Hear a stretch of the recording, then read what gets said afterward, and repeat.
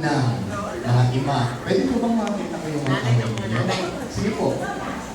I-recognize. Sige po. Ay, ako, hindi ako nanay. Bakit ako nagtakas? Alright. Bago po ang lahat, ay nais ko kayong batiin ng isang pinagpalang Mother's Day.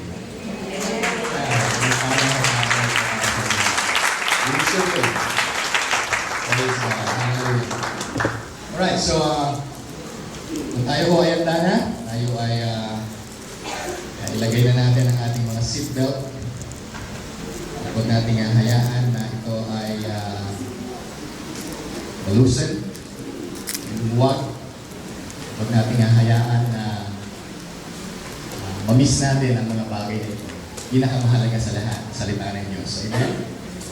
Handa na ho ba tayong tumanggap ng salita ng Panginoon? Amen. Pwede ho ba ninyo sabihin sa katabi ninyo, handa ka na ba? Handa ka na ba? Sabihin mo, handa na. Yo, sabihin natin, handa na ako. Handa na ako. Alright, so kung tayo handa na, buksan natin ang ating mga Biblia sa aklat ng Hebrews chapter 12, aklat ng Hebreo, kapitulo 12, Hebrews chapter 12, Hebrews 12, verse 1 and 2.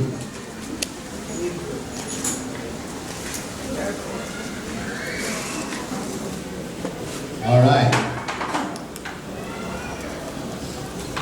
Sige, tayo ay umanap ng 1. Hebrews chapter 12, verse 1 and 2. Sabi ko natin.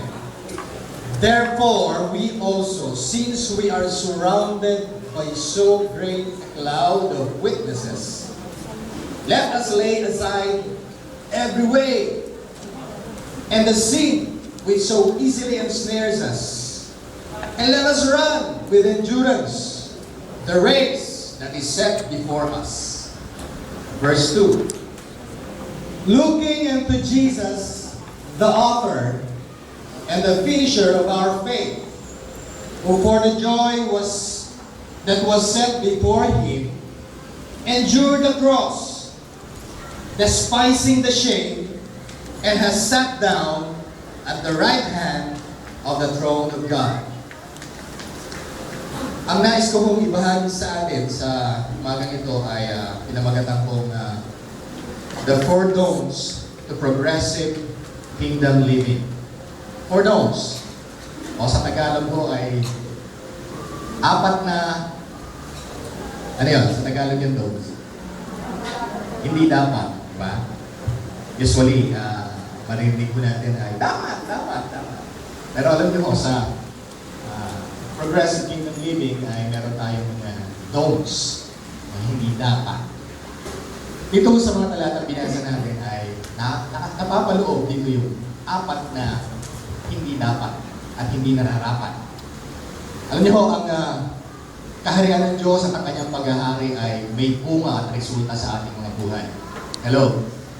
Hello? Tayong mga nakipag-isa kay Kristo, tayong mga kumilala sa ating Panginoong Jesucristo bilang ating Panginoon, tagapagligtas at hari, tayo ay nasa kanyang kaharian at tayo ay kanyang pinaghaharian.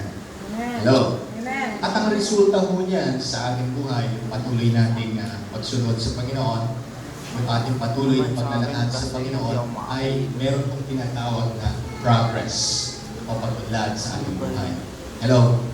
Sabihin natin, sa kaharian ng Diyos, Sa kaharian ng Diyos, may pag-unlad. may pagunlad.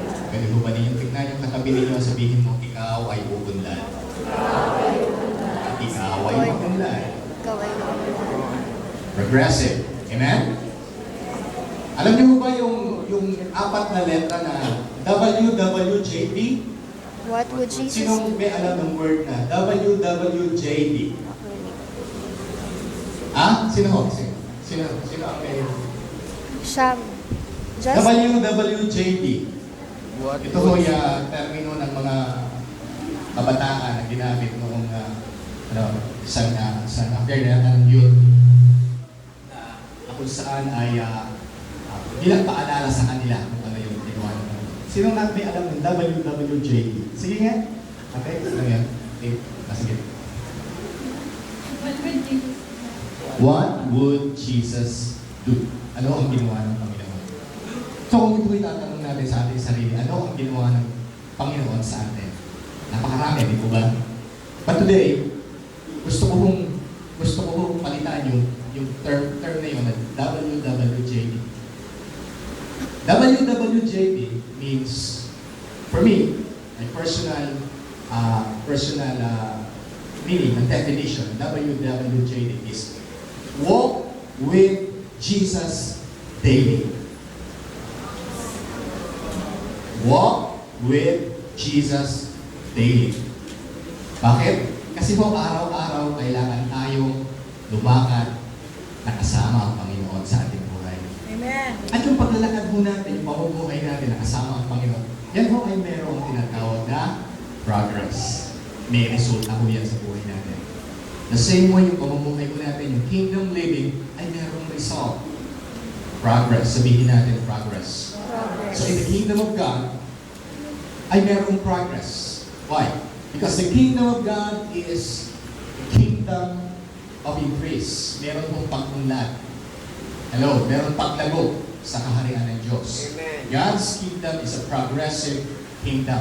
Kailangan po, ang paghahari, ang kaharian ng Diyos ay patuloy na nag-a-advance, patuloy na nagpa-progress, patuloy na umuunlad, patuloy na umuusan. Hello? Hello? Amen. Amen? So, kapag tayo ho ay araw-araw lumalakad, walking with Jesus daily, so meron po tayong tinatawag na progress. Hello? Hello? Ano sa Tagalog yung progress? Pag-unlad. Pag-unlad. Yeah, right. Praise God, sabihin natin, ako'y umuunlad. Hallelujah. Kapag wala akong pag-unlad ay nakakalungkot. Di ba? Kawawa naman. Walang pag-unlad. Ayos ba outfit ko? Anda tayo na hindi tayo Ayos ba umunlad. outfit No, ko? tayo ay dinisign ng Diyos para umunlad na umunlad at umunlad. Hello! And this is the kingdom where we belong. Ito ang kaharian na kinabibilangan natin. God has delivered us from the power of darkness and He transferred us, sabi ng Bible, He transferred us into the kingdom of the Son of His love. So tayo ay inilipat ng Diyos sa kanyang kaharian. At yung kaharian na kinabibilangan natin ngayon ay kaharian na umuunlad. Kapag umuunlad ang kaharian, kasama tayong umuunlad. Yan ho ang kingdom.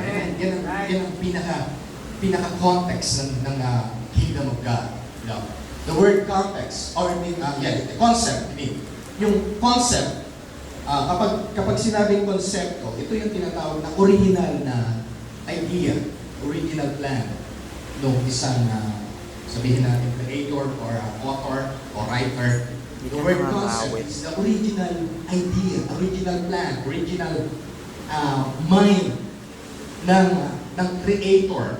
So, ang kingdom concept ay, meron po tayong tinatawag na,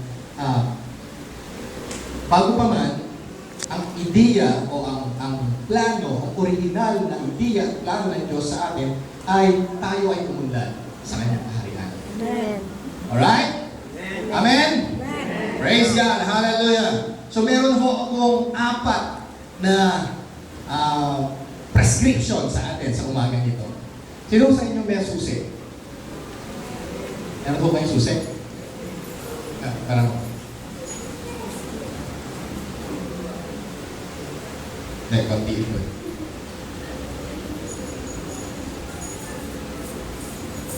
Okay, gusto ko kong gamitin illustration ang mga susi dito. Dito sa susi ko ay merong pare-parehong susi. Pero iba't iba ang pinagagamitan. So, kapag ito mo ay nawakan ko at gusto kong gamitin, meron siyang particular na magagamitan. Tama? So ito po ay hindi ko po pwedeng gamitin doon sa door na yun. Yung na yun. Bakit? Kasi meron siyang particular na pagagamitan. Nakuha niyo po, masusundan niyo ako. So, bawat susi na ito ay